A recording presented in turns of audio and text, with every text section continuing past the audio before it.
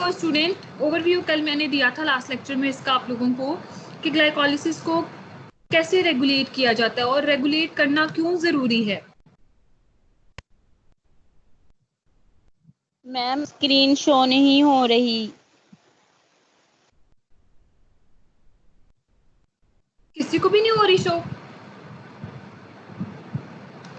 Ma'am जी हो रही है मुझे, अब हुई है मैम। ओके आप लोगों ने साथ अपने पास, मैंने आप लोगों को स्लाइड्स मेल कर दी थी, आप लोगों ने अपने पास स्लाइड्स खुली हुई हैं अपने पास? अपने लैपटॉप्स में पीडीएफ में जैसे भी हैं आप लोग अपने पास नोट्स भी साथ में खोल के रखा करो, ठीक है, ताकि आप लोग वहां से भी साथ साथ देखते रहा करो। ओके, नेक्स्ट लेक्चर से आप लोगों के पास आप लोगों के नोट्स और आप लोगों के रजिस्टर हैंडबुक्स नोटबुक्स जो भी है वो होनी चाहिए आप लोगों के पास।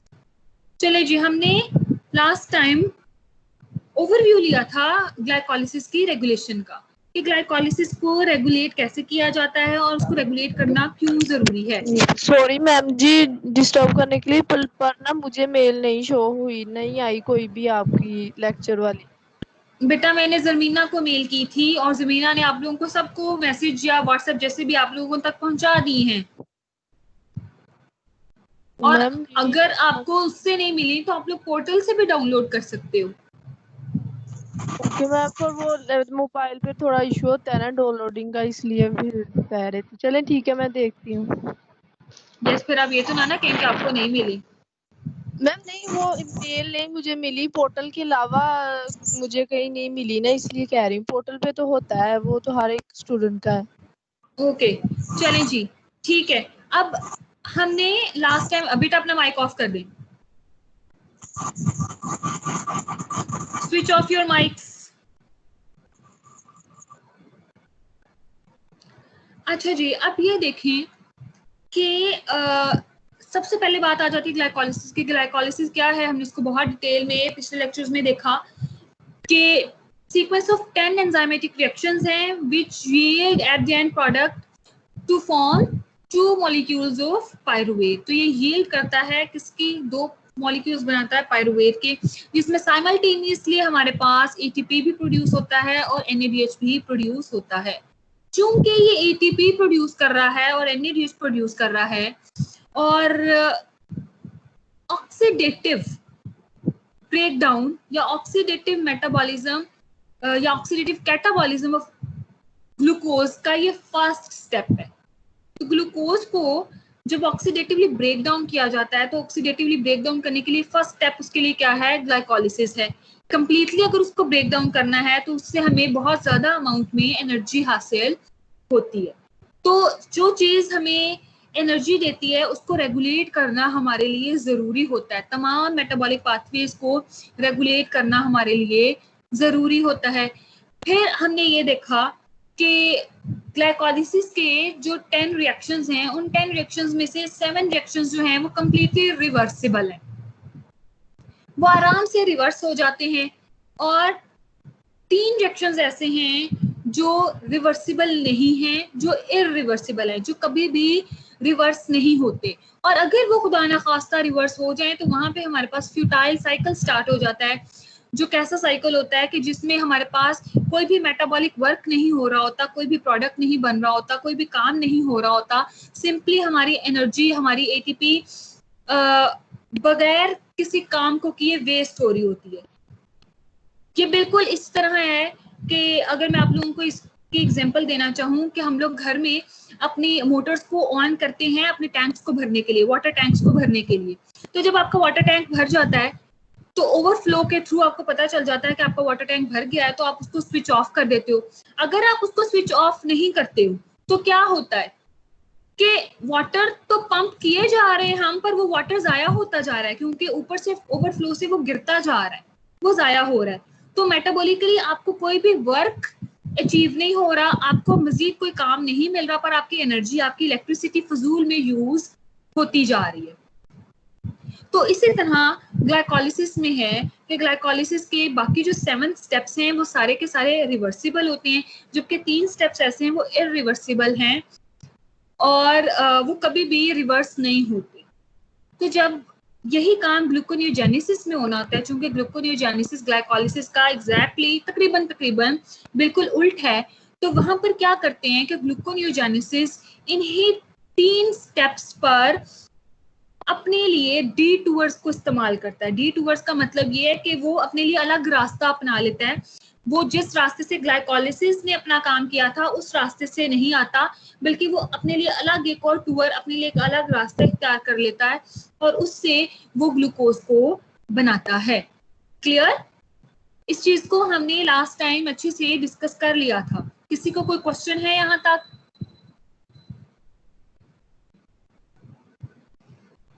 स्टूडेंट्स, आप लोगों को मेरी आवाज आ रही है?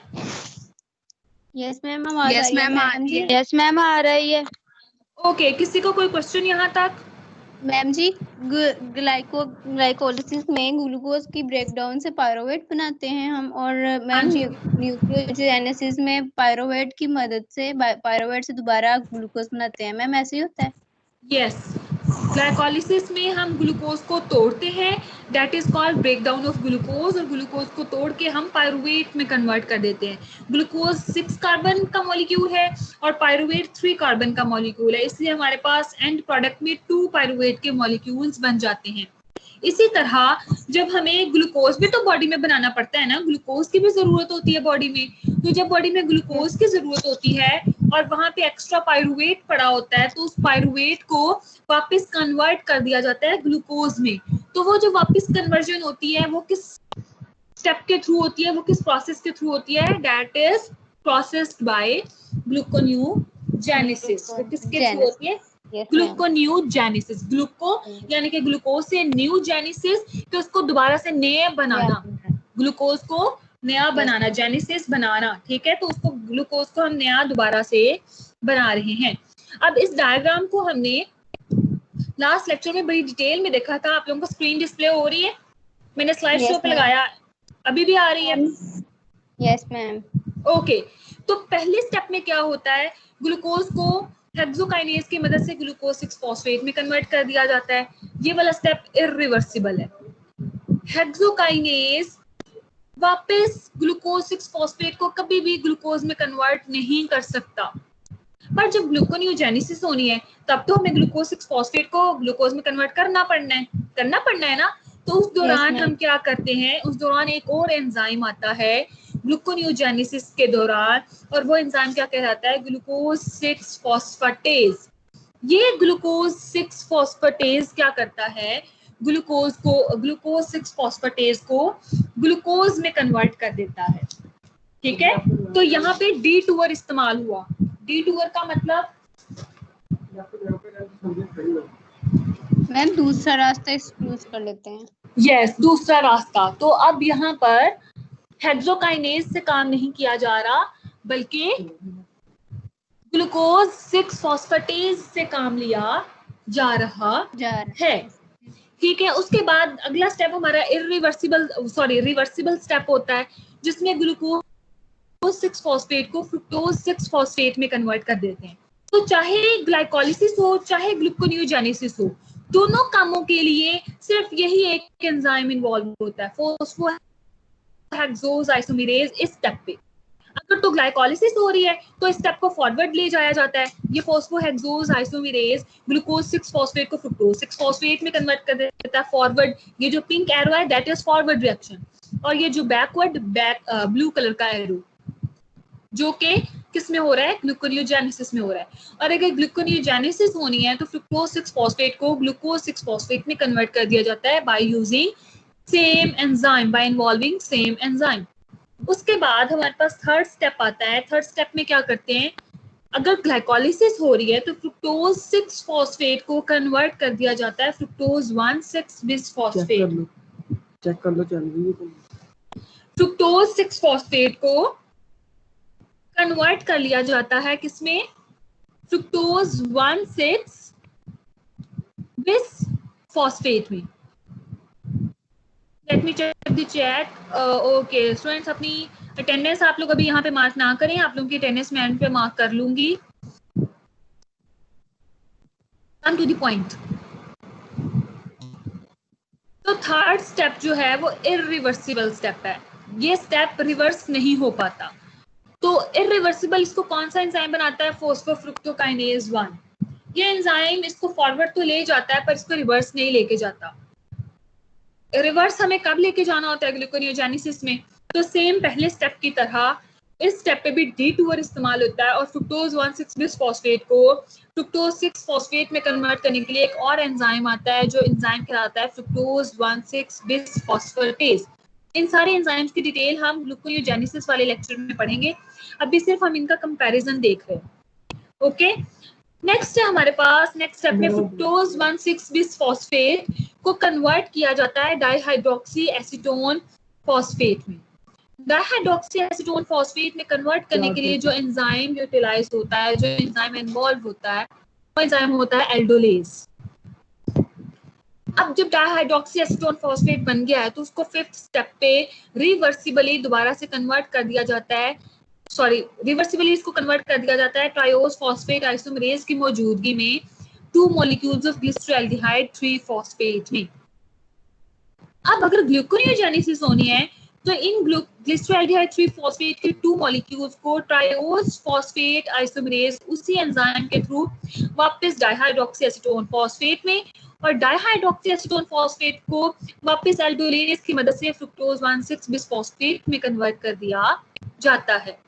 उसके बाद के आगे सारे स्टेप्स हमारे रिवर्सिबल स्टेप्स हैं accept the last one.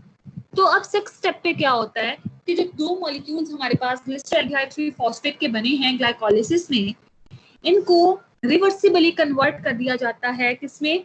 1,3 bisphosphoglycerate में। अब 1,3 बिसफॉस्फोग्लिसरेट में कन्वर्ट करने के लिए जो एंजाइम इन्वॉल्व हो रहा होता है वो एंजाइम कौन सा होता है? ग्लाइसरॉल्डिहाइड फॉस्फेट डिहाइड्रोजिनेज। अब ग्लाइसरॉल्डिहाइड फॉस्फेट डिहाइड्रोजिनेज चाहे ग्लाइकोलाइसिस हो रही हो चाहे ग्लूकोनियोजेनेसिस हो रही हो, दोनों रिएक्शंस ही करवा सकता है। इसी तरह अगला स्टेप है सेवंथ स्टेप, जिसमें 1,3 बिसफॉस्फोग्लिसरेट को 3 फॉस्फोग्लिसरेट में कन्वर्ट किया जाता है bye involving enzyme phosphoglycerate kinase.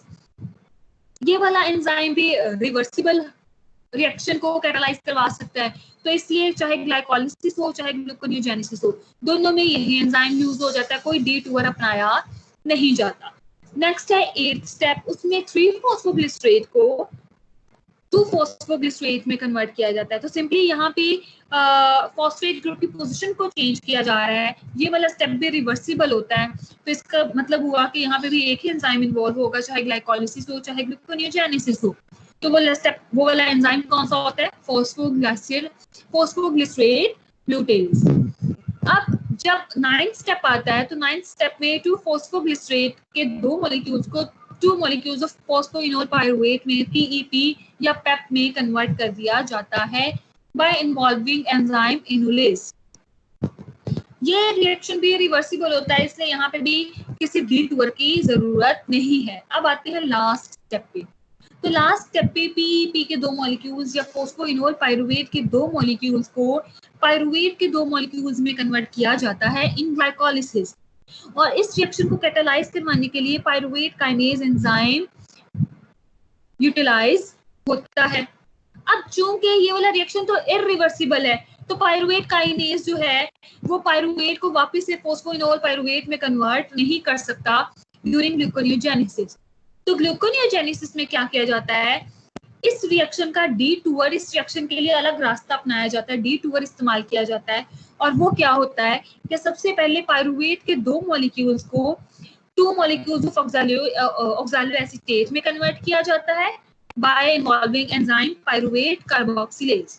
तो पाइरुवेट कार्बोक्सिलेज की मौजूदगी में पाइरुवेट जो है वो ऑक्सैलो एसीटेट में कन्वर्ट हो जाता है, और फिर ये oxaloacetate PEP carboxykinase phosphoenolpyruvate carboxykinase की मौजूदगी में फॉस्फोइनोल पाइरुवेट में कन्वर्ट कर दिया जाता है, और फिर इस तरह ये ग्लूकोनियोजेनेसिस वापस ऊपर को जाती है अंटिल ग्लूकोज हमारे पास बन जाता है।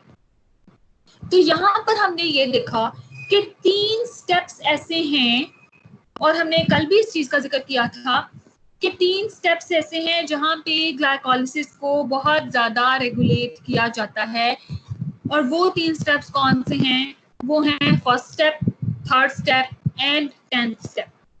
फर्स्ट स्टेप में हेक्सोकाइनेज यूटिलाइज होता है, तो हेक्सोकाइनेज को रेगुलेट किया जाता है।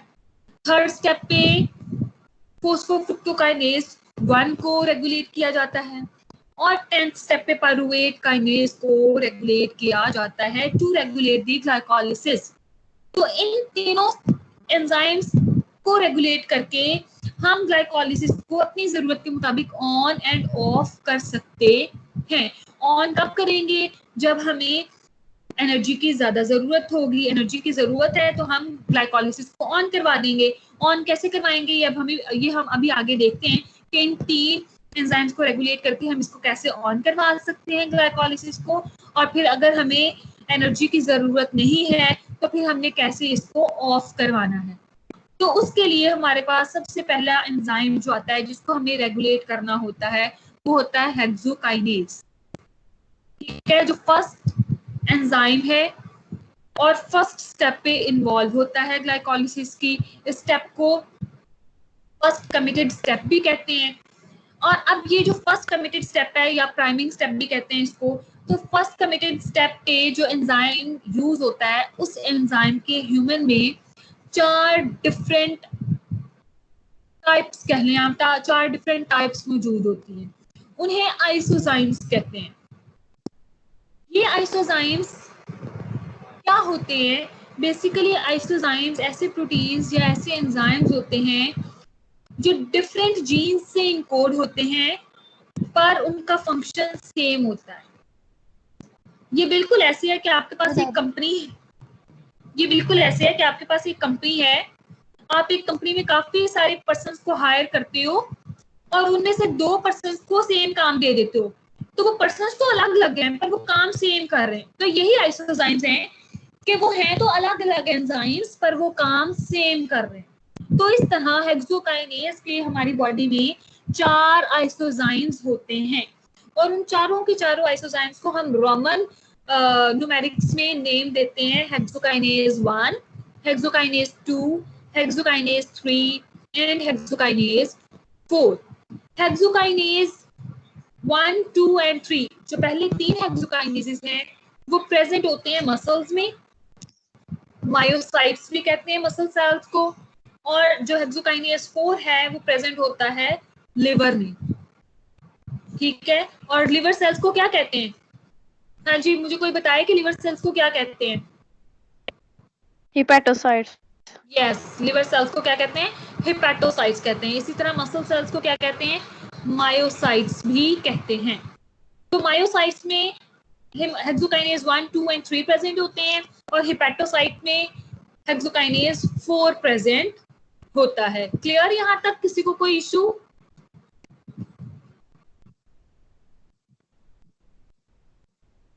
किसी का कोई इशू नहीं है?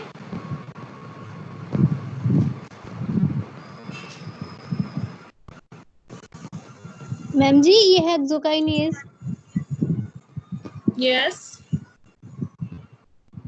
मैम जी जो हेक्सोकाइनेज है वो ग्लूकोज के को ब्रेक डाउन करता है। वो ग्लूकोज को कन्वर्ट करवाता है ग्लूकोज 6 फॉस्फेट में। ये वाला रिएक्शन ग्लूकोज की जो कन्वर्जन हो रही है ग्लूकोज 6 फॉस्फेट में, इस रिएक्शन को कैटालाइज करने वाला जो एंजाइम है वो हेक्सोकाइनेज है।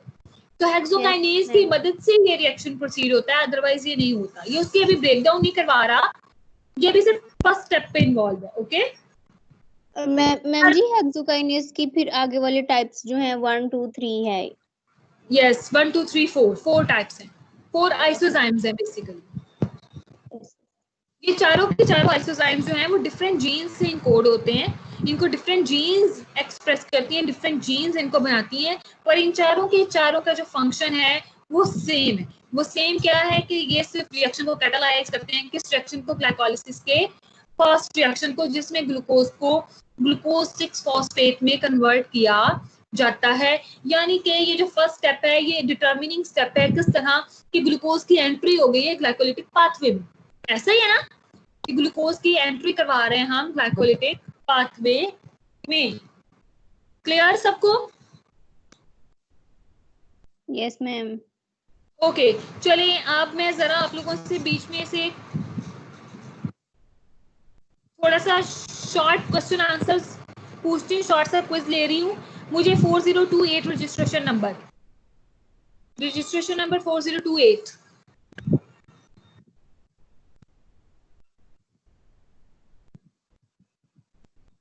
4028 नहीं है? Where is she?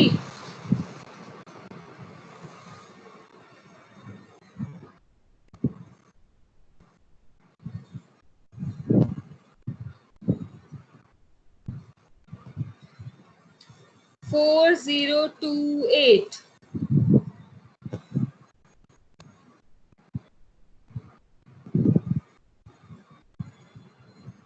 जरमीना, इनका रोल नंबर नोट कर लें। ये जो भी बनती हैं इनको इन्फॉर्म भी कर दें कि इनके आज की भी एब्सेंट मार्क है और इनकी नेक्स्ट आगे 2 डेज के लिए भी एब्सेंट मार्क, 2 लेक्चर्स इनकी एब्सेंट मार्क रहेगी नेक्स्ट 2 लेक्चर्स में भी। Okay ma'am. नेक्स्ट 4034।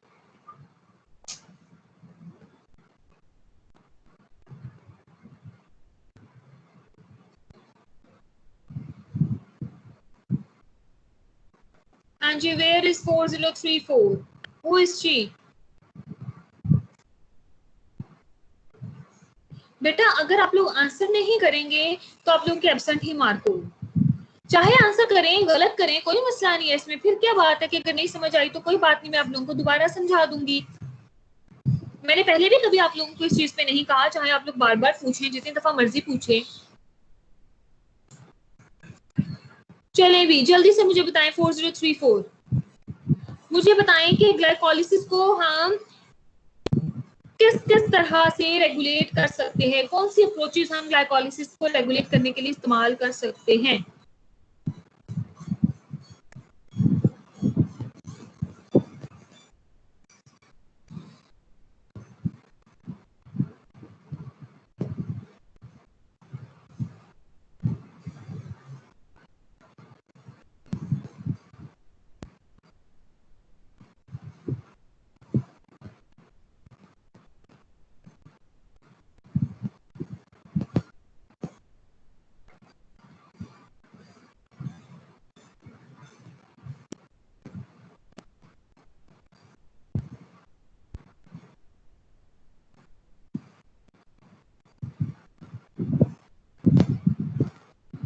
हाँ जी, कहाँ है 4034?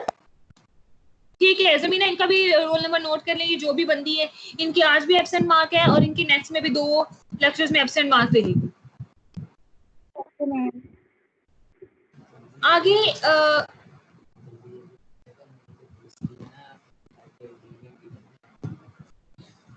4045।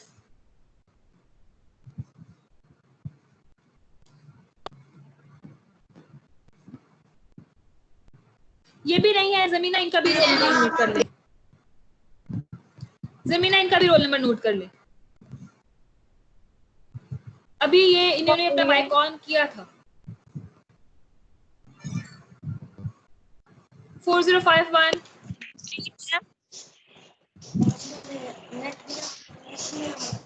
मैम आपकी आवाज नहीं आ रही है क्लियर। बेटा मुझे तो आपकी आवाज बिल्कुल क्लियर आ रही है, आप लोगों को मेरी आवाज क्यों नहीं आ रही? बाकियों को भी इशू आ रहा है मेरी आवाज का? मैम 4045 मैम मुझे आपकी आवाज नहीं समझ आ रही है। 4045। चले मैम बेटा आप मुझे चैट में लिखकर बता दें क्वेश्चन का आंसर के कौन सी अप्रोचेज हैं जिनके थ्रू हम ग्लाइकोलिसिस को रेगुलेट कर सकते हैं।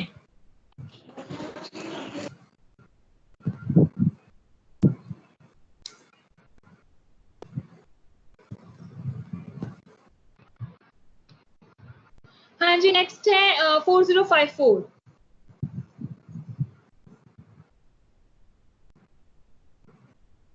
नहीं है ये भी 4054। जमीना, इनका भी रोल नंबर नोट कर ले। मुझे तो लगता है आप लोग सारे ही नहीं हो, आज मैं सारों की एब्सेंट मार्क करूंगी और अगले 2 लेक्चर्स में भी आप लोगों की एब्सेंट ही मार्क रहेगी। 4062। Yes ma'am. मैम 4062 बोला है आपने। हाँ जी 4062 बेटा बताएं कि कौन से ऐसी अप्रोचेज हैं जिनके थ्रू हम ग्लाइकोलिसिस को रेगुलेट कर सकते हैं। कौन सी अप्रोचेज मैंने अभी बताई हैं? मैम जी ग्लाइकोलिसिस, बल्कि ये हमने लास्ट लेक्चर में डिस्कस किया था। हाँ जी बताएं मुझे मैम जी कौन सी ऐसी अप्रोचेज हैं? ग्लाइकोलिसिस को रेगुलेट करना है। हाँ जी जी मैम उसने आपने पढ़ाया था मैम जी। ग्लाइकोलिसिस को रेगुलेट तब करते हैं कि जब हमारे बॉडी में ग्लूकोज की कमी होगी, और फिर हम मैम ग्लूकोज को जब हम ज्यादा काम करेंगे तो हमारी बॉडी ज्यादा वर्क करेगी, तो ग्लूकोज की हमारी बॉडी में मैम कमी जी होगी, आपका तो इससे हमें ग्लूकोज बनाना पड़ेगा दोबारा। तो मैम जी ग्लूकोज मैम मैम जी मैम आपको जी आवाज आ रही है? मैं आपको बताऊं?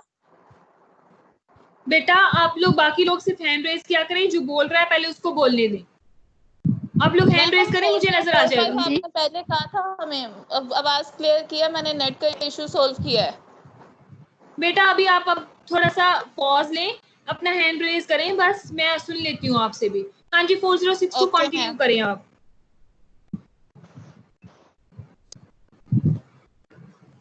हाँ जी 4062 कंटिन्यू करें बेटा।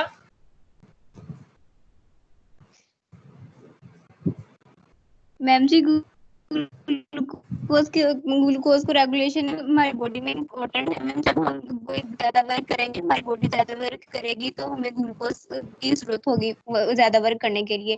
तो जब हमारी बॉडी ज्यादा वर्क करेगी तो हमारी बॉडी में ग्लूकोज की कमी होगी। इससे हमें अगर हम नॉर्मली कम करना चाहते हैं तो हमें ग्लूकोज और बनाना पड़ेगा।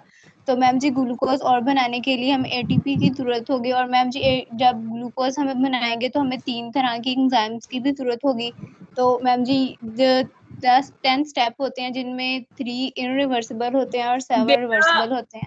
मैंने आपसे पूछा था कि किस तरीके से, किन अप्रोचेस को यूज करते हुए हम ग्लाइकोलिसिस को रेगुलेट कर सकते हैं। आप जो बता रहे हो वो कॉन्सेप्चुअली बिल्कुल ठीक नहीं है। मैम जी आपकी आवाज ब्रेक हो रही है, मुझे समझ नहीं आ रही। मैम ग्लूकोज को हम रेगुलेशन के लिए मैम एंजाइम यूज करेंगे, एंजाइम से हम ग्लूकोज बनाएंगे ग्लाइकोलिसिस में। 4026 हाँ जी आप बताएं बेटा।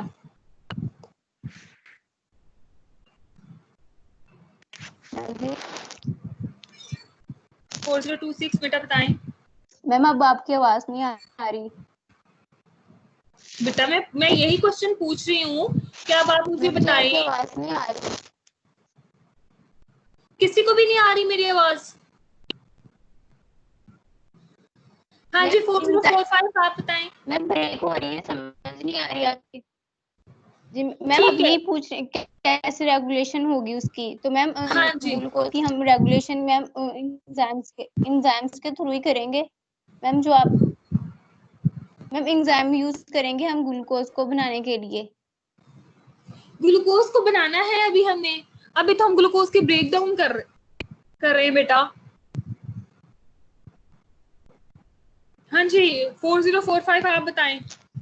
मैम जी मैम मैम जी मैंने लेक्चर लिया, मुझे समझ भी आया, लेकिन आपकी अब मुझे समझ नहीं आ रही, आपकी आवाज ब्रेक हो रही है। की रेगुलेशन के लिए।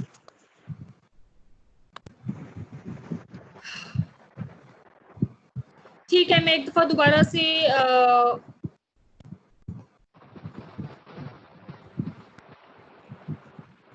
लॉग इन करती हूँ, आप लोग इधर ही रहे। हो सकता है मेरी तरफ से अगर सबको इशू आ रहा है तो फिर हो सकता है मेरी तरफ से इशू हो। मैं दोबारा से लॉग इन करती हूँ। Okay yes ma'am.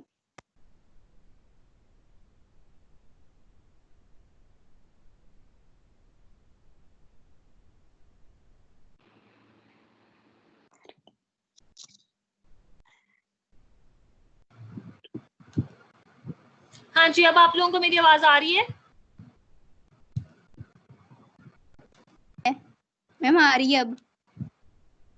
Okay sir चलें अब मुझे बताएं 4045 कि हम ग्लाइकोलिसिस को कैसे जी रेगुलेट करते हैं। हाँ जी बताएं, फिर हम ग्लाइकोलाइसिस को कैसे रेगुलेट कर सकते हैं? मैम फॉस्फोफ्रुक्टोकाइनेज का जो रिएक्शन है वो ग्लाइकोलाइसिस को रेगुलेट करने में सबसे ज्यादा इम्पोर्टेंट। अच्छा जमीना आप बताएं।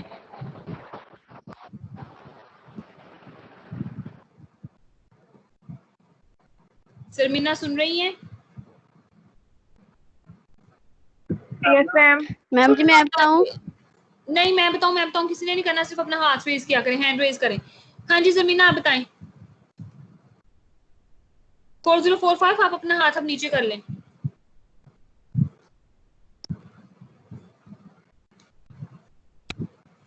कह रहे हैं, क्या कह रहे हैं मैम, समझ नहीं आई।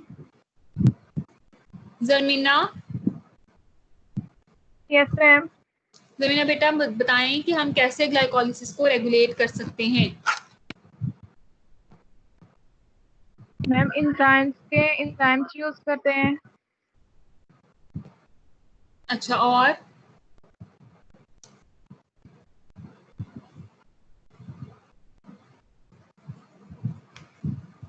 आप लोगों ने लास्ट टाइम लेक्चर पढ़ा नहीं था? आप लोग लेक्चर्स पढ़ते नहीं हो?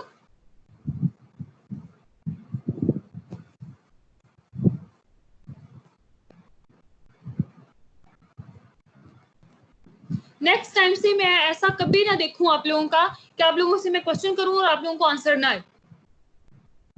पढ़कर आया करें लेक्चर को। हमने 4 टोटल अप्रोचेस देखी थी, जिन अप्रोचेस के थ्रू हम ग्लाइकोलाइसिस को रेगुलेट कर सकते हैं। सबसे पहली अप्रोच थी कि हम उन एंजाइम्स को रेगुलेट करें जो एंजाइम्स ग्लाइकोलाइसिस में इन्वॉल्व होते हैं। तो हमने क्या सारे के सारे एंजाइम्स को रेगुलेट करना होता है? नहीं, हमने सिर्फ उन एंजाइम्स को रेगुलेट करना है ग्लाइकोलाइसिस के जो इरिवर्सिबल स्टेप्स पे यूज हो रहे हैं, जो इरिवर्सिबल स्टेप पे इन्वॉल्व हो रहे हैं। सेकेंड अप्रोच थी हमारी कि हम ग्लाइकोलाइसिस को रेगुलेट कर सकते हैं बाय यूजिंग हार्मोन्स। तो हार्मोन्स के थ्रू जैसे इंसुलिन है, एपिनेफ्रिन है, ग्लूकागॉन है, हम इनके थ्रू ग्लाइकोलाइसिस को रेगुलेट कर सकते हैं। थर्ड अप्रोच थी हमारी कि हम कॉम्प्लेक्स इंटरप्ले के थ्रू किन के दरमियान, NADH regeneration and ATP consumption, इन दोनों के दरमियान कॉम्प्लेक्सली हम ग्लाइकोलाइसिस को रेगुलेट कर सकते हैं। कैसे? कि अगर ATP की कंजम्पशन ज्यादा हो रही है, ATP ज्यादा यूटिलाइज हो रहा है, इसका मतलब है कि कोई बहुत ज्यादा हैवी काम किया जा रहा है। तो अब अगर ATP ज्यादा यूज हो रहा है तो ATP और ज्यादा चाहिए वो हैवी काम करने के लिए। तो ATP ज्यादा चाहिए, तो ATP ज्यादा चाहने के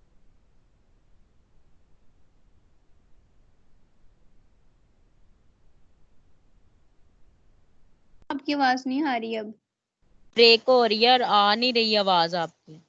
मैम आपकी आवाज नहीं आ रही।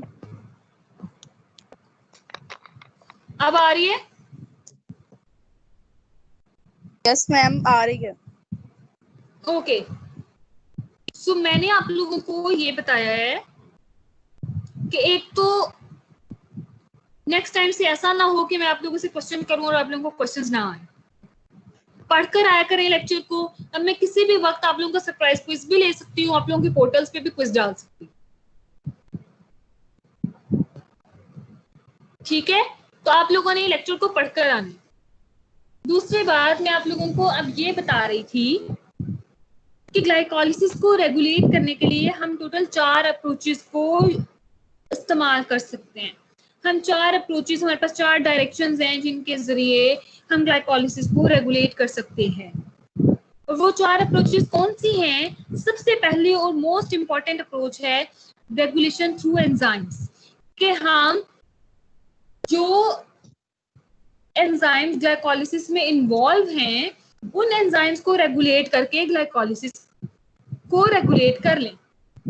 तो क्या हमें सारे के सारे एंजाइम्स को रेगुलेट करना होता है? नहीं, हमें सिर्फ उन एंजाइम्स को रेगुलेट करना है जो ग्लाइकोलाइसिस के इरिवर्सिबल स्टेप्स पे इन्वॉल्व हैं। और वो कितने हैं? वो सिर्फ 3 एंजाइम्स हैं। तो हमें सिर्फ उन्हीं 3 एंजाइम्स को ही रेगुलेट करना है। क्लियर? उसके बाद हमारे पास सेकेंड अप्रोच थी कि हम हार्मोन्स के जरिए भी, हार्मोन्स के थ्रू भी ग्लाइकोलिसिस को रेगुलेट कर सकते हैं।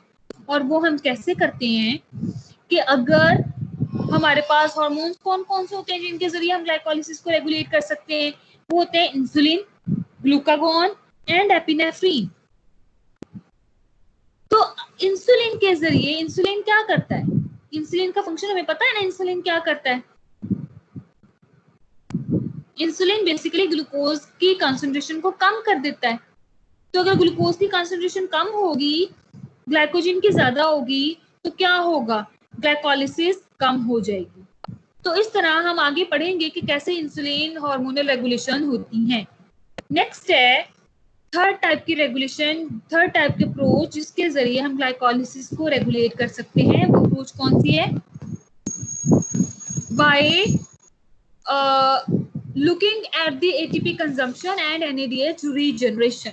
अगर तो एटीपी कंजम्पशन ज्यादा हो रही है, इसका मतलब है कि ग्लाइकोलिसिस ज्यादा करवाना पड़ेगा ताकि एटीपी बनाया जा सके। तो एटीपी को बनाने के लिए ग्लाइकोलिसिस ज्यादा करेंगे।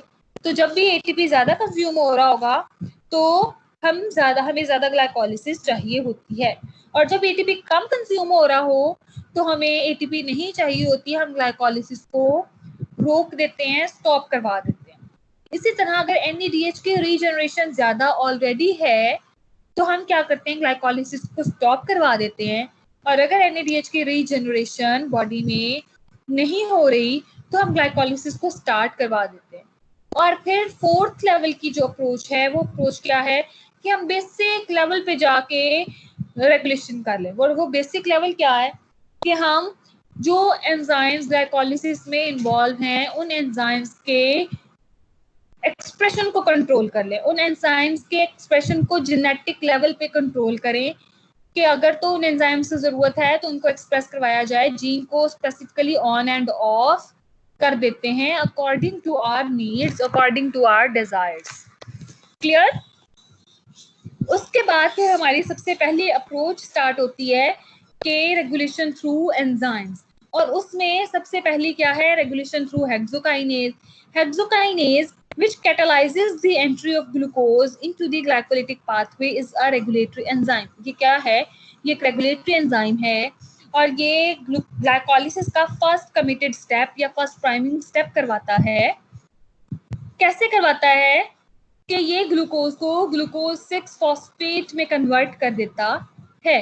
तो बेसिकली ये ऐसा स्टेप है, ये ऐसा एंजाइम है जो ग्लूकोज को कमिट कर रहा है कि अब अगर तुम इसमें अगर तुम हेक्सोकाइनेज उस पे एक्ट कर रहा है तो अब ग्लूकोज क्या हो जाएगा? वो अब हमेशा के लिए वो वाला ग्लूकोज ग्लाइकोलिटिक पाथवे में शामिल हो गया कि अगर तुम्हें ग्लाइकोलिसिस करनी है तो तुम फर्स्ट कमिटेड स्टेप से गुजर चुके हो, अब तुम वापस नहीं मुड़ सकते। क्लियर? तो ह्यूमंस हैव 4 आइसोजाइम्स। ह्यूमंस के अंदर 4 आइसोजाइम्स होते हैं डेजिग्नेटेड 1 to 4, जिनको हम रोमन न्यूमेरिकल्स में 1 to 4 तक नंबर देते हैं, इनकोडेड बाय 4 डिफरेंट जीन्स। और ये 4 डिफरेंट जीन्स के थ्रू इनकोड किए जाते हैं। आइसोजाइम्स क्या होते हैं? Isozymes are different proteins that catalyse the same reaction. ये बेसिकली क्या है? ये डिफरेंट प्रोटीन्स होती हैं या डिफरेंट एंजाइम्स होते हैं जो डिफरेंट जीन्स से इनकोड होते हैं पर इनका फंक्शन सेम होता है। क्लियर? तो हमारे पास जो 4 ऐसे आइसोजाइम्स हैं, hexokinase 1, 2, 3 and 4. First 3 hexokinases are present in muscles or myocytes, and the fourth one is present in liver or hepatocytes, liver cells में। Clear? यहाँ तक किसी को कोई क्वेश्चन? मेरा ख्याल है अभी मैंने सिर्फ दोबारा उन्हीं बातों को रिपीट किया है।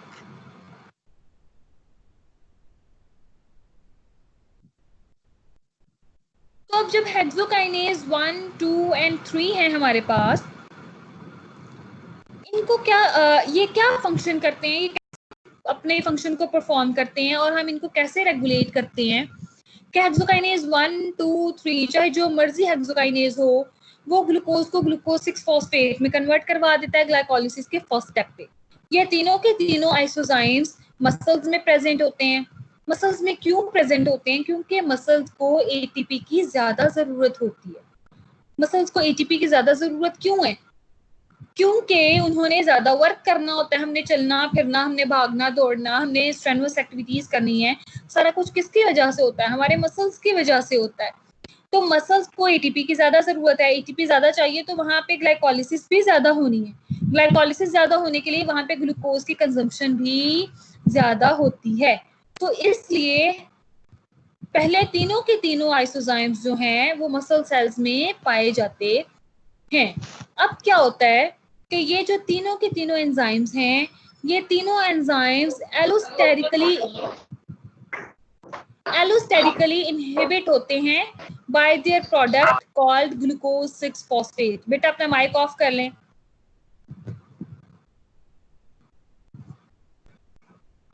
These three enzymes are allosterically inhibited by their product which is glucose 6 phosphate.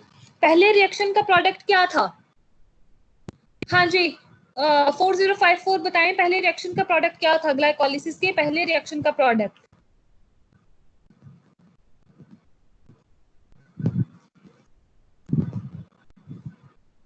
मेरी आवाज आ रही है आप लोगों को?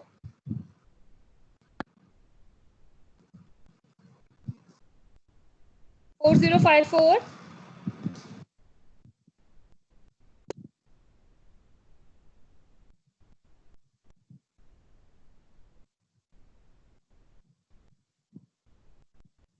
आवाज ब्रेक हो रही है।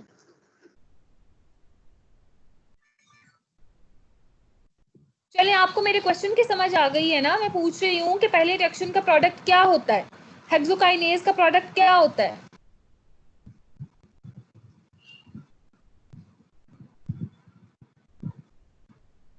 मैम मैं बताऊं?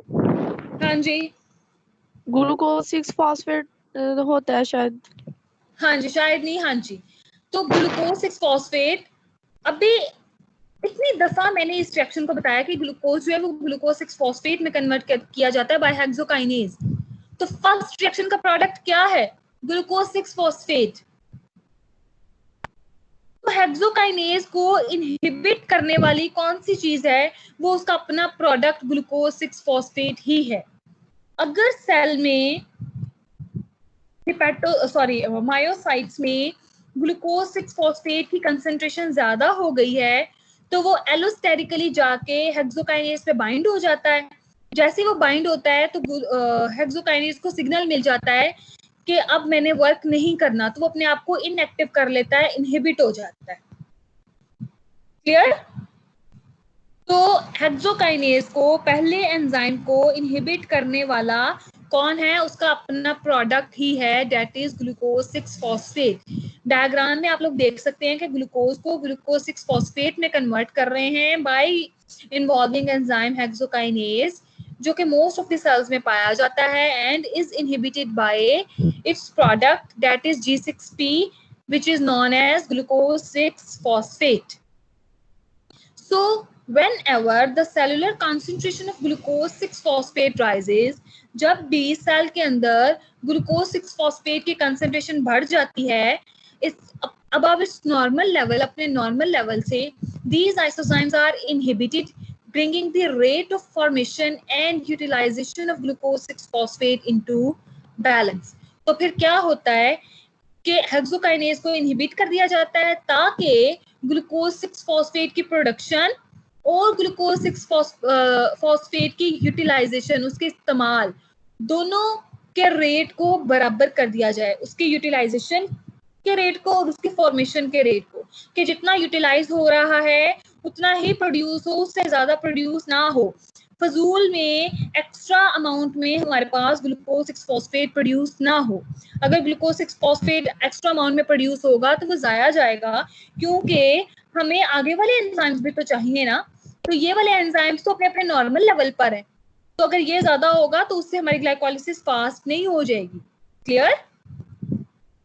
उसको इनहिबिट करवा दिया जाता है, फिर मजीद ग्लूकोज जो है वो ग्लाइकोलिटिक पाथवे में एंटर नहीं होता। क्लियर? यहां तक किसी का कोई क्वेश्चन? होता है हेपेटोसाइड के साथ, वो मैम अटैच हो जाता है, जो एक्स्ट्रा फॉस्फेट वाला, वो वाला। हेपेटोसाइट्स के साथ नहीं, हेक्सोकाइनेज के साथ अटैच होता है। हाँ जी, जो एक्स्ट्रा अमाउंट में ग्लूकोज 6 फॉस्फेट होता है, जो नॉर्मल लेवल से ज्यादा बढ़ जाता है, वो एलोस्टेरिकली हेक्सोकाइनेज के साथ अटैच हो जाता है। जैसे ही वो अटैच होता है तो हेक्सोकाइनेज 1 2 3 को सिग्नल मिल जाता है कि अब मैंने और काम नहीं करना, तो वो इनहिबिट हो जाता है, नॉन फंक्शनल हो जाता है for the small period of time, for the short period of time. Clear? जी मैम। नेक्स्ट है hexokinase 4. The hexokinase 4 is also known as glucokinase. तो जो ग्लूकोकाइनेज है या हेक्सोकाइनेज 4 है, ये उस तरह से इनहिबिट नहीं होता जिस तरह से पिछले तीनों हेक्सोकाइनेज 1 2 एंड 3 इनहिबिट हुए थे। हेक्सोकाइनेज 1 2 एंड 3 को इनहिबिट होने के लिए उनका अपना ही प्रोडक्ट चाहिए होता है, पर इसको इनहिबिट करने के लिए एक स्पेसिफिक लिवर प्रोटीन चाहिए होती है। वो specific liver protein tightly bind कर जाती है हेक्सोकाइनेज के साथ। जैसे ही वो टाइटली हेक्सोकाइनेज के साथ बाइंड करती है तो उसको सिग्नल मिल जाता है कि अब मैंने बंद हो जाना है, मैंने अपना फंक्शन नहीं करना, वो अपने आप को इनहिबिट कर देता है। तो ये जो इनहिबिशन होती है, ये इनहिबिशन होती है in the presence of fructose 6 phosphate, not glucose 6 phosphate. Now in the presence of fructose 6 phosphate. बेटा अपने माइक्स को ऑफ कर लें।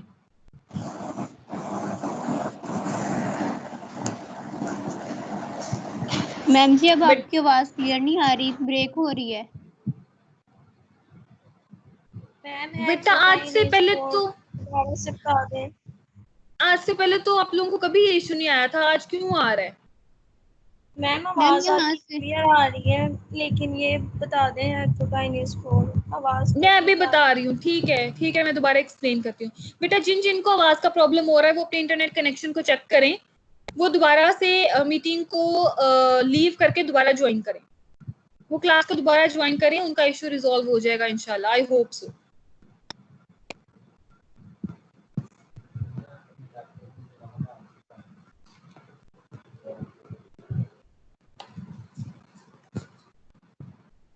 चले जी, कम टू दी हेक्सोकाइनेज 4। दोबारा से हम हेक्सोकाइनेज 4 पे आ जाते हैं। हेक्सोकाइनेज 4 ग्लूकोकाइनेज भी कहलाता है। This glucokinase behaves differently. कैसे डिफरेंटली? कि इसको रेगुलेट होने के लिए डिफरेंट तरीके कार्य चाहिए होता है। जैसे कि हेक्सोकाइनेज 1 2 3 थे, उनको हम इनहिबिट कर रहे थे किससे? ग्लूकोज 6 फॉस्फेट से।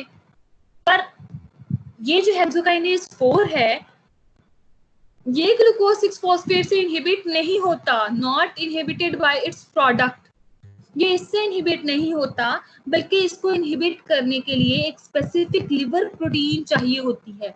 This specific liver protein. अब जब ये जो स्पेसिफिक लिवर प्रोटीन है, ये जैसे ही हेक्सोकाइनेज के साथ बाइंड करती है, तो हेक्सोकाइनेज को सिग्नल मिल जाता है कि अब मैंने वर्क नहीं करना, और वो अपने आप को इनहिबिट कर लेता है। पर इनहिबिट करने के लिए वहां पे एक और चीज जरूरी चाहिए, और वो क्या है? वो है फ्रुक्टोज 6 फॉस्फेट की प्रेजेंस। अगर फ्रुक्टोज 6 फॉस्फेट प्रेजेंट होगा तो ही स्पेसिफिक लिवर प्रोटीन हेक्सोकाइनेज के साथ टाइटली बाइंड होगी, अदरवाइज नहीं होगी। अब हेक्सोकाइनेज इनहिबिट हो गया, तो जब इनहिबिट हो गया है, इनहिबिट कब होगा? जब हमें ग्लाइकोलिसिस की जरूरत नहीं है, जब हमें फर्दर एटीपी की जरूरत नहीं है। अब बॉडी को एटीपी की जरूरत आ गई, पेश आ गई कुछ टाइम पीरियड के बाद, तो फिर इसको दोबारा से एक्टिव कैसे करना है? दोबारा से एक्टिव करने के लिए क्या करते हैं कि जैसे ही ग्लूकोज हेक्सोकाइनेज 4 के साथ या ग्लूकोकाइनेज के साथ बाइंड होता है, तो ये फौरन से एक्टिवेट हो जाता है। अब इसको पढ़ लें। हेक्सोकाइनेज 4 और glucokinase present in liver. The glucose concentration at which hexokinase 4 is half saturated is 10 millimolar.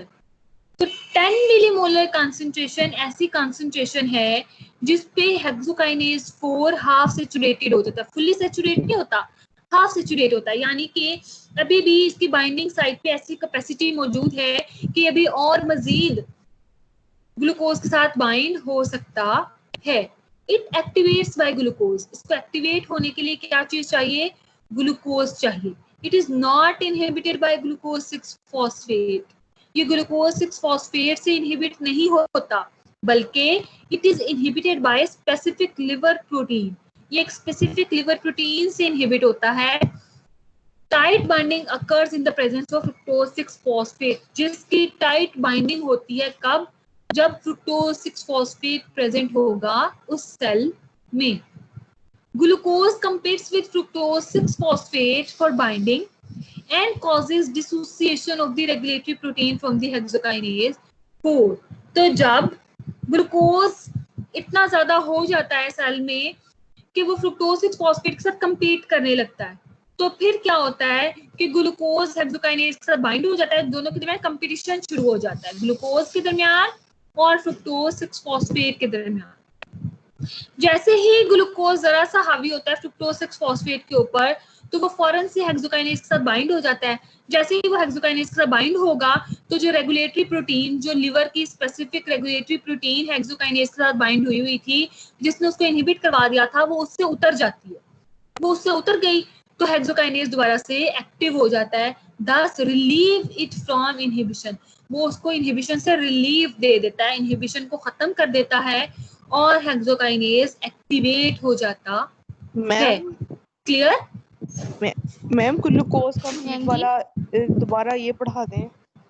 ठीक है, अब मैंने ये बताया कि हेक्सोकाइनेज 4 को इनहिबिट करने के लिए हमें क्या चाहिए? स्पेसिफिक लिवर प्रोटीन चाहिए।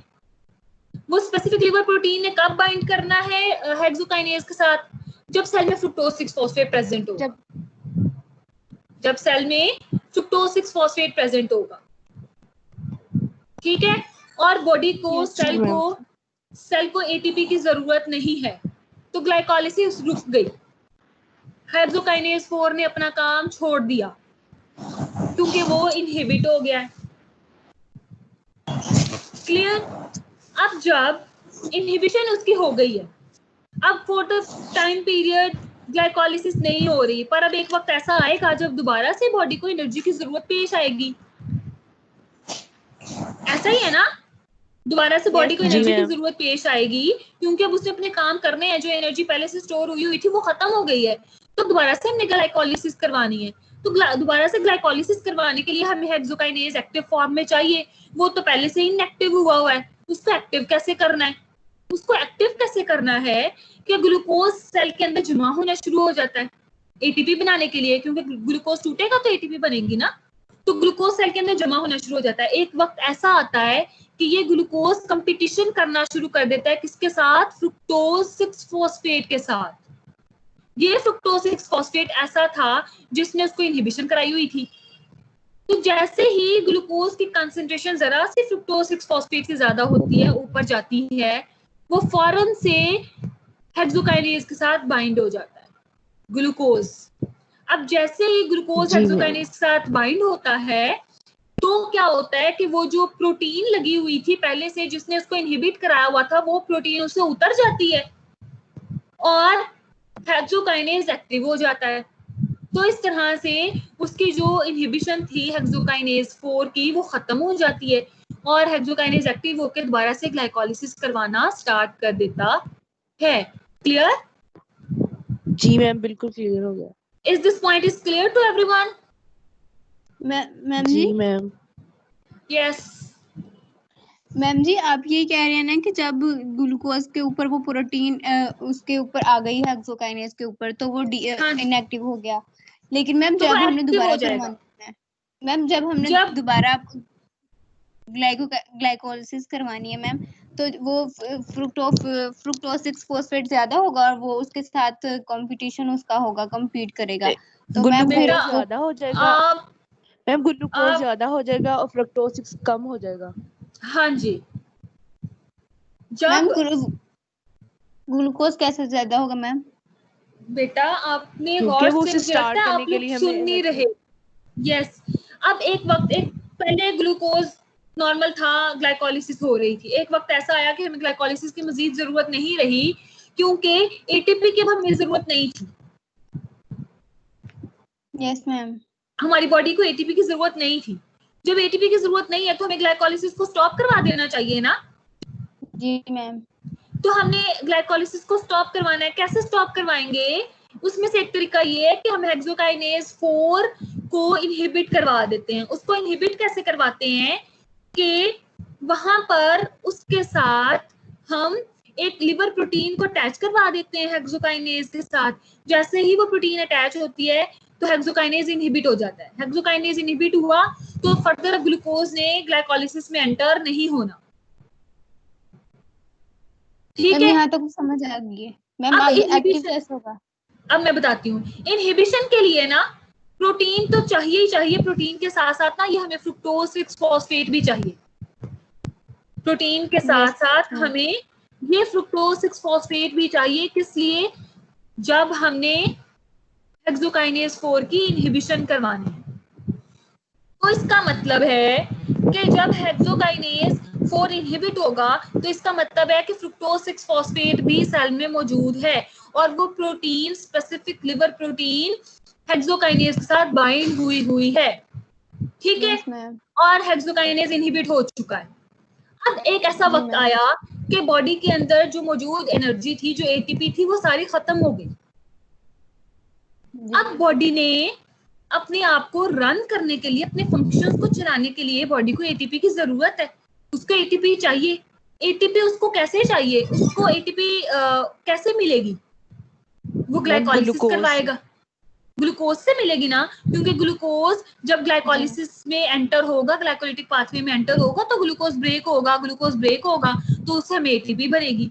अब मसला ये आ गया कि ग्लूकोज को ग्लूकोज 6 फॉस्फेट में यानी कि ग्लाइकोलिटिक पाथवे में एंटर करवाने वाला जो एंजाइम था हेक्सोकाइनेज, वो तो पहले से इनएक्टिव बैठा हुआ है ना। तो उसको एक्टिव कैसे करना है? उसको एक्टिव ऐसे करना है कि सेल ग्लूकोनियोजेनेसिस या किसी और तरीके से ग्लूकोज अपने अंदर बनाना शुरू कर देता है। उसके अंदर ग्लूकोज का लेवल जैसे ही ज्यादा होता है ना, तो फ्रुक्टोज 6 फॉस्फेट जो पहले से मौजूद था और ग्लूकोज जो नया बन चुका है, इन दोनों के दरमियान कंपटीशन स्टार्ट हो जाता है। तो इस कंपटीशन की वजह से ग्लूकोज फ्रुक्टोज 6 फॉस्फेट को परे हटाता है और खुद जाके हेक्सोकाइनेज के ऊपर बाइंड हो जाता है। हेक्सोकाइनेज की बाइंडिंग साइट पे बाइंड हो जाता है। जैसे ही वो बाइंडिंग साइट पे बाइंड होता है तो वो जो स्पेसिफिक लिवर प्रोटीन स्टार्ट हो जाती है। यस, वो जो स्पेसिफिक लिवर प्रोटीन थी वो उससे उतर जाती है। वो उतर जाएगी तो क्या हो जाएगा? इनहिबिशन खत्म हो जाएगी। इनहिबिशन खत्म होगी और हेक्सोकाइनेज एक्टिव हो गया तो वो अपना काम करना शुरू कर देगा, यानी कि ग्लूकोज को वो ग्लूकोज 6 फॉस्फेट में कन्वर्ट करना शुरू कर देगा। Thus relieve it from inhibition। समझ लग गया क्या? Is this point clear? क्या अब ये पॉइंट सबको क्लियर हो गया है? सबको? क्वेश्चन कर लूं? जी। चले मुझे बताएंगे कि वो जो स्पेसिफिक लिवर प्रोटीन है उसका क्या रोल है हेक्सोकाइनेज की रेगुलेशन में? मैम इनहिबिट करता है। कैसे? इनहिबिशन में से रोकता है। मैम हेक्सोकाइनेज के ऊपर आके बाइंड हो जाता है और वो हेक्सोकाइनेज अपना काम फिर नहीं कर सकता। यस, वो इनहिबिट हो जाता है। बाइंड कैसे होता है? किसकी प्रेजेंस में बाइंड होता है? Ma'am fructose 6 phosphate. यस, वो फ्रुक्टोज 6 फॉस्फेट की प्रेजेंस में ही बाइंड हो सकता है, अदरवाइज वो बाइंड नहीं हो सकता। ठीक हो गया? अब एक्टिव कैसे कर रहा है दोबारा से एंजाइम को, हेक्सोकाइनेज को, और क्यों एक्टिव करना है? मैम जी हमें ग्लूकोज की जरूरत है और हमने ग्लूकोज बनाना है, तो मैम की जरूरत नहीं है, हमें ग्लूकोज की जरूरत है, हमें एटीपी की जरूरत है। यस मैम, एटीपी की जरूरत है। तो मैम हम ग्लूकोज ग्लाइकोलिसिस करवाएंगे तो मैम हेक्सोकाइनेज इनएक्टिव होगा। तो मैम सेल में मैम जी सेल में फ्रुक्टोज 6 फॉस्फेट भी प्रेजेंट होगा। तो मैम जी सेल में किसी भी तरह से न्यूक्लियोजेनेसिस की वजह से ग्लूकोज बनना शुरू हो जाएगा। जब ग्लूकोज की कंसंट्रेशन फ्रुक्टोज 6 फॉस्फेट से ज्यादा होगी तो उसके साथ कंपटीशन होगा मैम वो जो ग्लूकोज है वो उसकी हेक्सोकाइनेज की बाइंडिंग साइट पे आके अटैच हो जाएगा और जो प्रोटीन उस पे अटैच है वो उतर जाएगी और हेक्सोकाइनेज एक्टिव हो जाएगा, तो ग्लाइकोलिसिस स्टार्ट हो जाएगी और ग्लाइकोलिसिस से फिर ग्लूकोज बनना शुरू हो जाएगा। Yes, good. तो मेरा ख्याल है सबको ये पॉइंट क्लियर हो गया है। Clear? Yes. So comes to its mechanism of inhibition. अब हम आते हैं कि ये इसका जो मैकेनिज्म ऑफ इनहिबिशन है वो कैसे होता है। वो जो अभी जो मैंने आपको इतना कुछ समझाया है ना, वो कैसे हो रहा है, तो हम इसको डायग्राम में भी देख सकते हैं। सबसे पहले क्या होता है, the protein anchors hexokinase 4 inside the nucleus. वो जो प्रोटीन थी ना, liver protein, specific liver protein, वो हेक्सोकाइनेज 4 के अंदर धंस जाती है, एंकर हो जाती है, उसके अंदर अपने पंजे गाड़ लेती है, ये समझ लें। ठीक है, तो वो प्रोटीन उसके अंदर हेक्सोकाइनेज 4 के अंदर धंस जाती है। When the glucose concentration in the cytosol rises, जैसे ही ग्लूकोज की कंसंट्रेशन, ग्लूकोन्यूजेनेसिस, ये ग्लूकोन्यूजेनेसिस है, ठीक है, ग्लूकोन्यूजेनेसिस या किसी और तरीके से बढ़ती है, साइटोसोल में ग्लूकोज की कंसंट्रेशन बढ़ जाती है, तो glucose causes dissociation of the regulatory protein. तो ग्लूकोज फिर क्या करता है कि वो उस रेगुलेटरी प्रोटीन को डिसएसोसिएट करवा देता है, उसको वहां से हटा देता है, and hexokinase 4 enters the cytosol.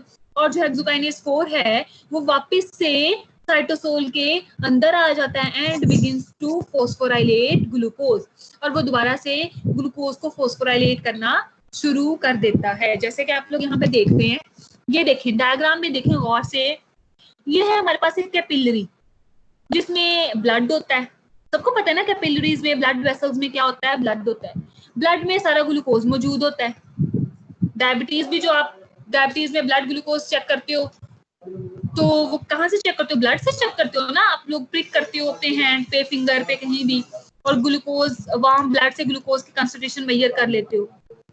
तो ब्लड में ग्लूकोज प्रेजेंट होता है, वो ग्लूकोज इस गेट के थ्रू, ये GLUT2 GLUT2 गेट है एक, इस गेट के थ्रू सेल के अंदर दाखिल होता है। ये सेल का सारा साइटोसोल है और ये सेल का न्यूक्लियस है। लिवर के सेल में जैसे ही दाखिल हुआ ग्लूकोज, तो ये किस में कन्वर्ट हो जाता है, ग्लूकोज 6 फॉस्फेट में कन्वर्ट हो जाता है बाय हेक्सोकाइनेज 4, जब हेक्सोकाइनेज 4 एक्टिव है। ठीक है, और ये जो ग्लूकोज 6 फॉस्फेट है, ये आगे फर्दर कन्वर्ट कर दिया जाता है फ्रुक्टोज 6 फॉस्फेट में। जैसे ही फ्रुक्टोज 6 फॉस्फेट का लेवल बढ़ता है, तो ये क्या करता है, ये इनहिबिट कर देता है किसको, इसको, हेक्सोकाइनेज 4 को।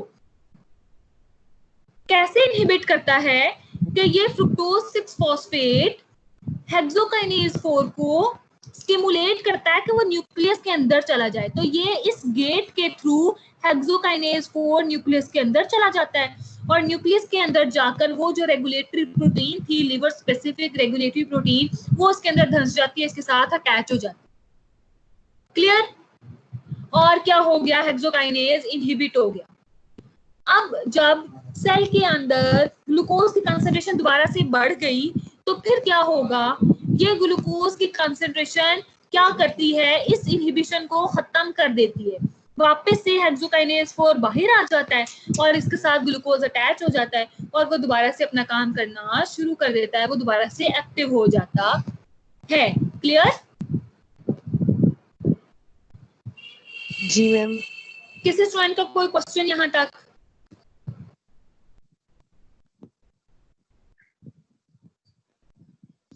किसी स्टूडेंट का कोई क्वेश्चन?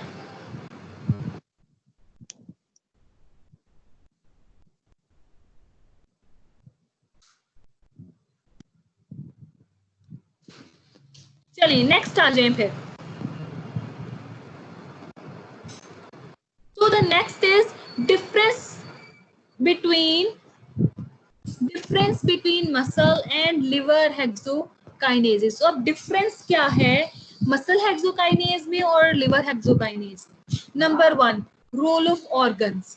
सबसे पहला डिफरेंस उनका रोल है, हर ऑर्गन का अपना अपना एक काम होता है, उसी हिसाब से, उसी काम के हिसाब से हेक्सोकाइनेजेस में भी डिफरेंस आता है। फंक्शन सेम है, बस उनकी रेगुलेशन में थोड़ा सा डिफरेंस आता है।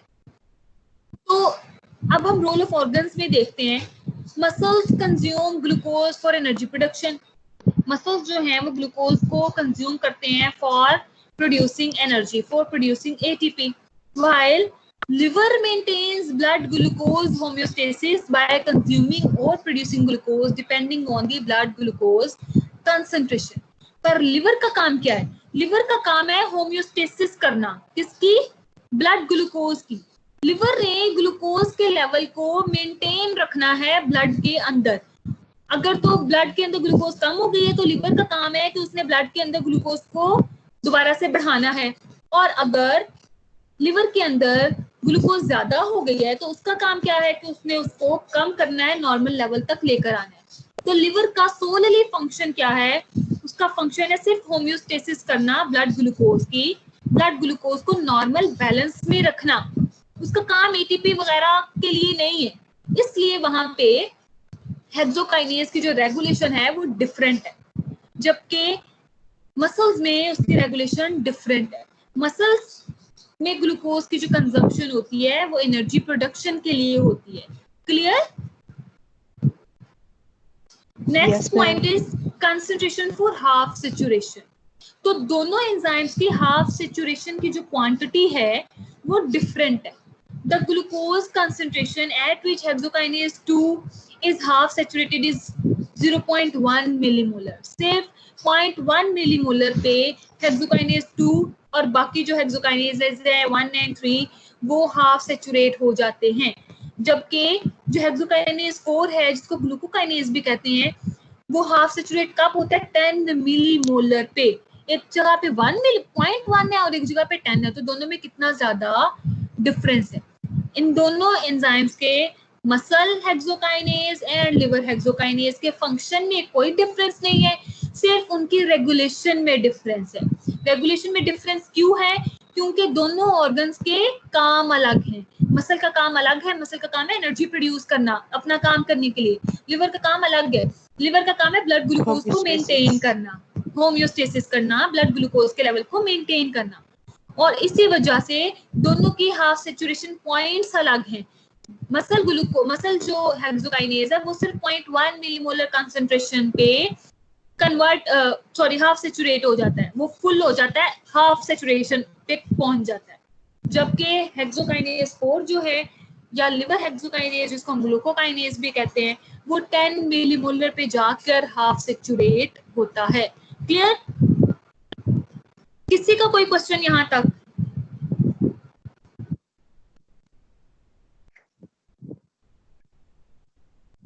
मैम ये सैचुरेशन वाला पॉइंट दोबारा समझा दें।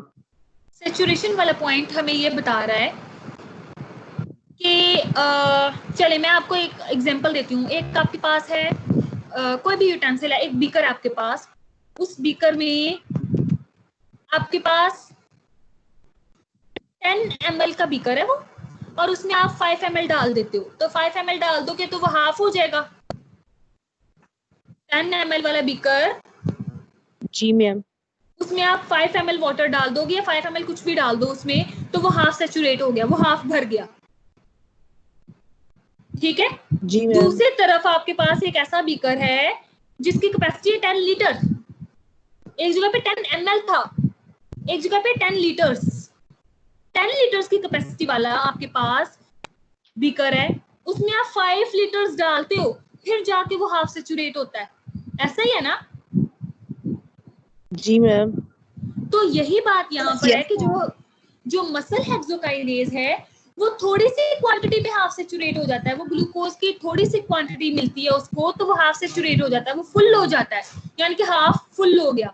जबकि जो लिवर का हेक्सोकाइनेज है वो 10 मिलीमोलर तक अपने अंदर ग्लूकोज को इकट्ठा कर लेता है ताकि वो उसको ग्लूकोज 6 फॉस्फेट में कन्वर्ट कर सके। तो उसमें इतनी ज्यादा कैपेसिटी होती है ग्लूकोज को अपने साथ बाइंड करवाने की। ये सिर्फ कंसंट्रेशन का डिफरेंस है। एक जगह पे एक की कैपेसिटी ज्यादा है, दूसरे की कैपेसिटी कम है। एक की कैपेसिटी ज्यादा है तो वो ज्यादा प्रोडक्ट बनाएगा, मसल की कैपेसिटी कम है तो वो प्रोडक्ट भी कम बनाएगा, यानी कि ग्लूकोज 6 फॉस्फेट भी वहां पर कम प्रोड्यूस होगा, क्योंकि वो 0.1 मोलर पे तो इतनी थोड़ी सी कंसंट्रेशन पे तो वो सैचुरेट हाफ सैचुरेट हो रहा है। क्लियर हो गया अब ये पॉइंट आपको? जी मैम हो गया। ओके, किसी और का कोई क्वेश्चन?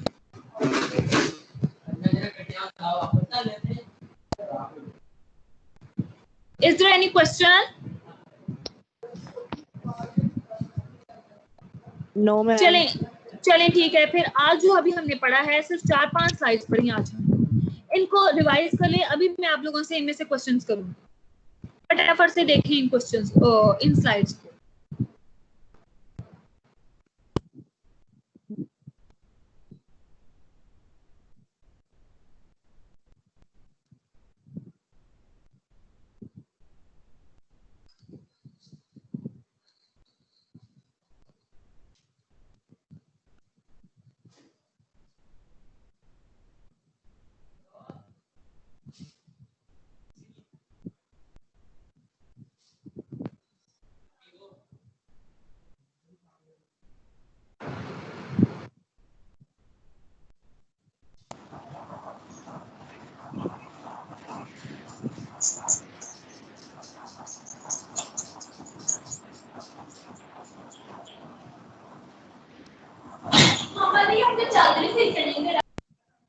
बेटा अपने माइक्स को ऑफ रखें,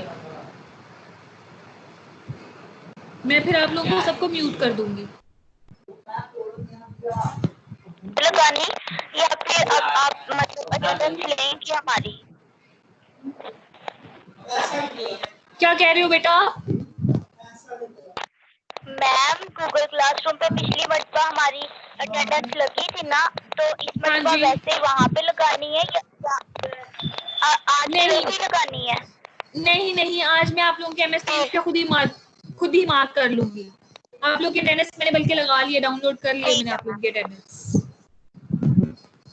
don't worry for your attendance, okay? अपनी अटेंडेंस के लिए आप लोगों को परेशान होने की जरूरत नहीं है। It is the responsibility of your teacher. Okay ma'am. Ma'am मेरी भी लगा दीजिएगा, सादिया की रीसीट वाली मैम। ओह यस, रीसीट के स्टूडेंट्स आज कितने आए हुए हैं हमारी क्लास में? 2 स्टूडेंट्स हैं ना जरमीना रीसीट के, इवनिंग बी में। Yes ma'am. कौन से स्टूडेंट्स हैं? सानिया है और एक मरियम है। आज मरियम नहीं आई। जरमीना आप उनको वो भेजते हो, आप उनको बताते हो साथ साथ? वैसे तो उनको मेल भी चली जाती है एमएस टीम्स पे। सारे लेक्चर्स तो नहीं दिए हैं मैंने। ठीक है। हाँ जी, एक मरियम शफकत है 3706, वो आज मेरा ख्याल है नहीं आई, और सादिया लतीफ 3412 आई हैं। ओके, 3412 आपको समझ आ गई है रिसीट की जो बच्ची हैं सादिया? यस मैम समझ आ गई। ओके ठीक है। अभी ये वाली स्लाइड होगी है सबकी, मैं नेक्स्ट पिक कर रही हूँ शिफ्ट।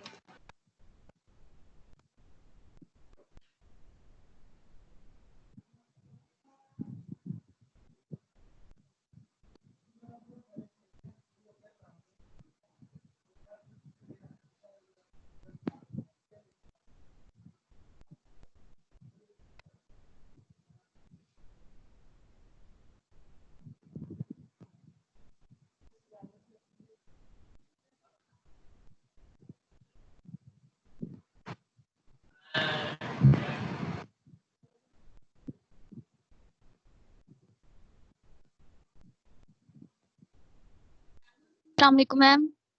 वालेकुम अस्सलाम। हाँ जी मैम मेरा नेट का इशू हो रहा है, बार बार रिकनेक्टिंग आ रहा है, कॉल खुद ही ना डिस्कनेक्ट हो जा रही है। ओके तो आप मेरे अटेंडेंस लगा देंगे? बेटा अभी आप लॉग इन हैं, आपकी अटेंडेंस हो गई है।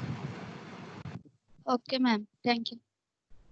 वेलकम। हाँ जी चलें जी, मुझे बताएं 4041 registration number 4041।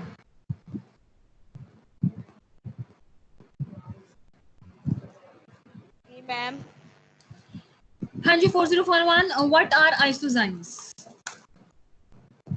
आइसोएंजाइम्स are isozymes isoenzymes of liver है ना, वो रिफ्लेक्ट करता है different role of organs in carbohydrate metabolism, और मसल्स में ये ग्लूकोज के तौर पे यूज होता है फॉर एनर्जी प्रोडक्शन, जो लीवर मेंटेन करता है। और ये बेटा नो, मैं आइसोजाइम्स का पूछ रही हूँ कि आइसोजाइम्स क्या होते हैं? What are isozymes? मैम आप रोल नहीं पूछ रही, मुझे लगा आप नहीं, मैं पूछ रही हूँ कि आइसोजाइम्स क्या होते हैं? आइसोएंजाइम्स आर हाँ जी, anyone else raise your hands?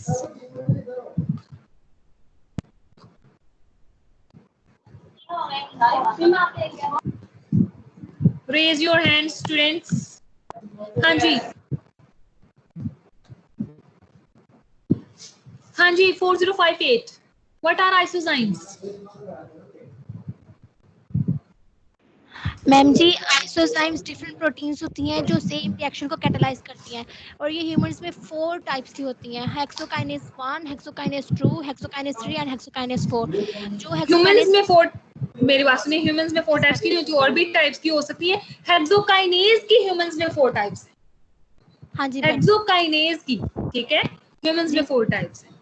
और मैम जो हेक्सोकाइनेज 1, 2 और जो 3 है वो मसल्स में प्रेजेंट होती हैं, मसल्स को हम मायोसाइट्स भी कहते हैं। और हेक्सोकाइनेज 4 जो है वो लीवर में प्रेजेंट होती है, और लीवर को हम हेपेटोसाइट्स भी कहते हैं। यस चलें जी, नेक्स्ट मुझे कौन बताएगा कि what is the difference between muscle hexokinases and liver hexokinases? Ma'am जो मसल्स हेक्सोकाइनेजेस होते हैं वो वर्क करते हैं फॉर द एनर्जी कौन बोल प्रोडक्शन रहा के है? लिए। Who is speaking? मैम बेटा पहले अपना रोल 4064 ओके। हाँ जी बेटा बोलिए। मैम जो होते हैं मसल्स वाले होते हैं वो तो for the work for the energy production के लिए काम करते हैं, और जो लीवर है वो फॉर द हीमोस्टेसिस, यानी कि जो ग्लूकोज की कंसंट्रेशन ही ब्लड उसको कंट्रोल करते हैं, मेंटेन करते हैं, ना उसे कम होने देते हैं ना उसे ज़्यादा, जितनी बॉडी को ज़रूरत है उसके मुताबिक रखते हैं। और मैम इसमें ये पढ़ा था मैम, उसमें उसकी हाफ सैचुरेशन के बारे में पढ़ा था, कैपेसिटी के बारे में जो। ठीक है ओके बेटा, ओके शाबाश। हाँ जी नेक्स्ट मुझे बताएं कोई भी स्टूडेंट, चले 4058 आप बताएं, कोई भी नहीं 4058 आप बताएं। जी मैम। कि अगर हेक्सोकाइनेज 4 की अगर हम बात करें, उसका काम अभी हमने देखा कि लिवर का फंक्शन सोलली क्या होता है कि उसने ग्लूकोज की कंसंट्रेशन को मेंटेन करना होता है, यानी कि होमियोस्टेसिस में होता है। तो हेक्सोकाइनेज 4 वहां पे अपना रोल कैसे प्ले करता है? मैम हेक्सोकाइनेज 4, मैम जब हेक्सोकाइनेज 4 एक मिनट मैम हेक्सोकाइनेज 4 जो है जब वो ना इनहिबिटेड होता है स्पेसिफिक लिवर प्रोटीन की वजह से, उसकी वजह से इनहिबिटेड हो जाता है, तो वो जो है तो इनहिबिट वो इनहिबिट कब होगा? मैम जब वो मैम जब उसके साथ स्पेसिफिक लिवर प्रोटीन जो है वो अटैच हो जाएगी हेक्सोकाइनेज के साथ। हाँ जी बिल्कुल ठीक। 6 फॉस्फेट भी necessary. Yes ma'am, fructose 6 phosphate की वजह से जो स्पेसिफिक लिवर प्रोटीन है वो हेक्सोकाइनेज के साथ अटैच हो जाएगी और वो इनएक्टिव हो जाएगा। तो जब हमें हमारी बॉडी को एनर्जी की ज़रूरत होगी तो जो ग्लूकोज है उसकी कंसंट्रेशन ज़्यादा होती जाएगी, तो वो ग्लूकोज फ्रुक्टोज 6 फॉस्फेट के साथ कम्पीट करेगा और उसको हेक्सोकाइनेज से रिमूव करेगा और खुद उसके साथ जाके अटैच हो जाएगा। तो स्पेसिफिक लिवर प्रोटीन जो है वो भी रिमूव हो जाएगी और ग्लाइकोलाइसिस स्टार्ट हो जाएगी और हेक्सोकाइनेज दोबारा से एक्टिव हो जाएगा। यस शाबाश। तो बेसिकली हेक्सोकाइनेज 4 का रोल क्या है लिवर में? उसका रोल ये, क्योंकि लिवर ने होम्योस्टेसिस करनी है ना ब्लड ग्लूकोज की, तो अगर ब्लड में ग्लूकोज की कंसंट्रेशन ज्यादा हो गई है तो उसने क्या करना है, उसने हेक्सोकाइनेज 4 को एक्टिव करा देना है। ग्लूकोज ज्यादा है ना तो वो कम्पीट कर जाएगा फ्रुक्टोज 6 फॉस्फेट से और उसको हेक्सोकाइनेज 4 को एक्टिव करा देगा ताकि ज्यादा ग्लूकोज ना रहे, ग्लूकोज टूट जाए, खत्म हो जाए, ठीक है, या ग्लाइकोजन में कन्वर्ट करवा देता है उसको।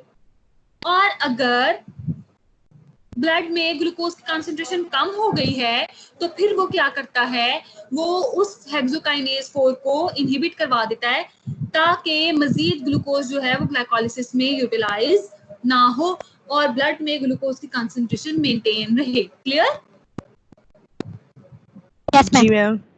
सबको समझ लग गई? Yes ma'am. Okay yes ma'am. किसी का कोई क्वेश्चन?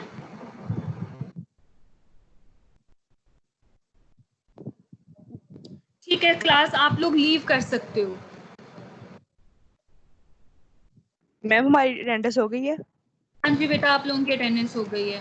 मैंने आप लोगों को भी बताया है, डोंट वरी, ये टीचर की रिस्पॉन्सिबिलिटी है आपकी अटेंडेंस लेना, so you don't need to worry about that. Okay ma'am, thank you. Welcome. Okay, अल्लाह हाफिज। अल्लाह हाफिज। अल्लाह हाफिज। अल्लाह हाफिज।